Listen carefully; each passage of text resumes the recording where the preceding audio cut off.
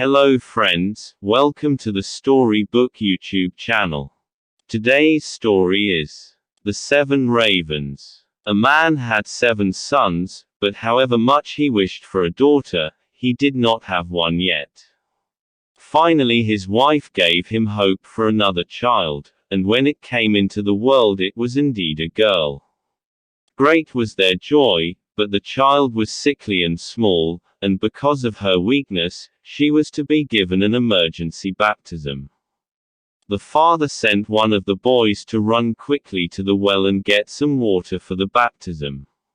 The other 6 ran along with him. Because each one of them wanted to be first one to dip out the water, the jug fell into the well. There they stood not knowing what to do, and not one of them dared to go home. When they did not return, the father grew impatient, and said, "They have forgotten what they went after because they were playing, those godless boys." Fearing that the girl would die without being baptized, he cried out in anger, "I wish that those boys would all turn into ravens." He had hardly spoken these words when he heard a whirring sound above his head, and looking up, he saw 7 coal-black ravens flying up and away. The parents could not take back the curse, and however sad they were at the loss of their 7 sons, they were still somewhat comforted because of the dear little daughter, who soon gained strength and became more beautiful every day. For a long time she did not know that she had had brothers, for her parents took care not to mention them to her. However, one day she accidentally overheard some people talking about her. They said that she was beautiful enough, but that in truth she was to blame for her 7 brothers' misfortune. This troubled her greatly, and she went to her father and mother and asked them if she indeed had had brothers, and what had happened to them. Her parents could no longer keep the secret, but said that it had been heaven's fate, and that her birth had been only the innocent cause. However, this ate at the girl's conscience every day, and she came to believe that she would have to redeem her brothers. She had neither rest nor peace until she secretly set forth and went out into the wide world, hoping to find her brothers and to set them free, whatever it might cost. She took nothing with her but a little ring as a remembrance from her parents, a loaf of bread for hunger, a little jug of water for thirst, and a little chair for when she got tired. She walked on, far, far to the end of the world.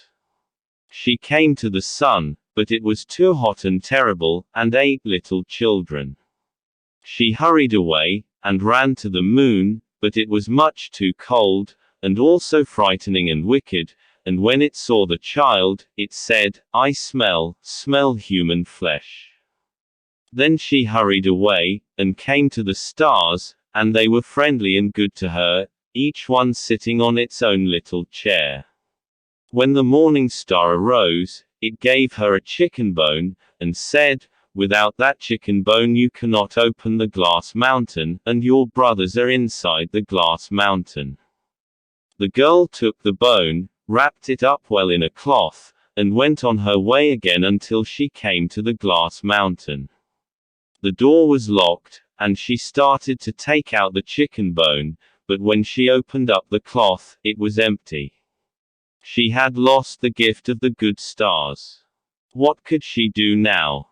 She wanted to rescue her brothers, but she had no key to the glass mountain.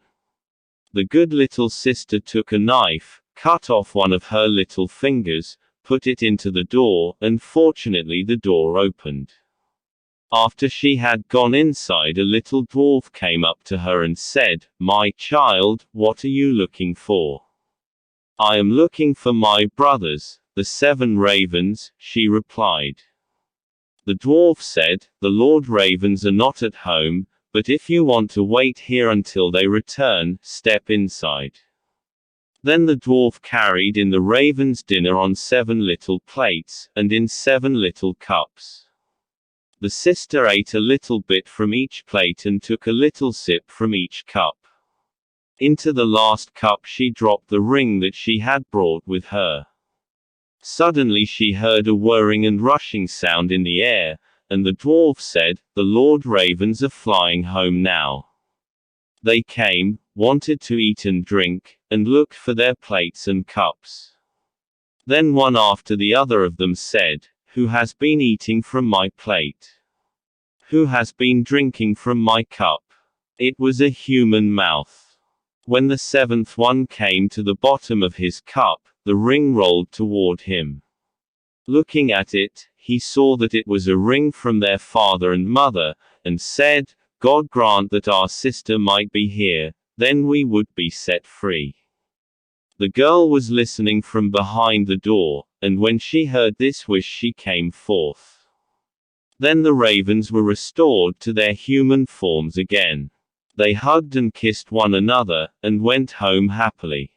Thanks for watching. For more stories, like, share and subscribe.